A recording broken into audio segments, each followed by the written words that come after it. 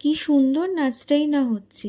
Hello everyone, সবাই কেমন আছো? আশা করছি সবাই খুব ভালো আছো। তো চলো আর দেরি না করে চলে যাই ভিডিওতে।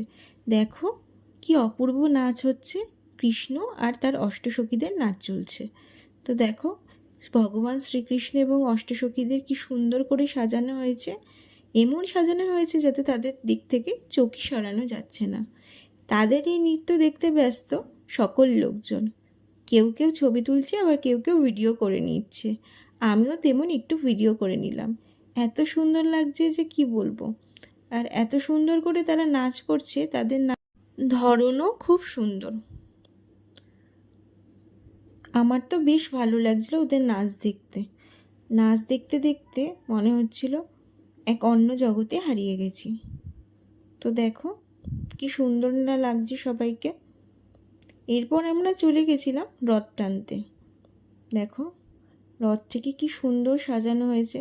রথ দেখলে যেন চোখ একদম জুড়িয়ে যাচ্ছে রথের এত সুন্দর শোভা দেখে। তো দেখো বাবি দাঁড়িয়ে আছে রথের সামনে। রথের সামনে দাঁড়িয়ে রথের দড়ি টানার চেষ্টা করছিল। দেখো এখানেও মূলত মা আর বোন সবাই লাইন দিয়ে দাঁড়িয়ে রথের দড়ি টানার জন্য। রথের দড়ি টানার জন্য দেখো এখানে কত লোকের সমাগম ঘটেছে। চারিদিকে শুধু লোক আর লোক। আর সবার উদ্দেশ্য এক, সেটা হচ্ছে ভগবানকে দর্শন করা এবং রথের দড়ি টানা।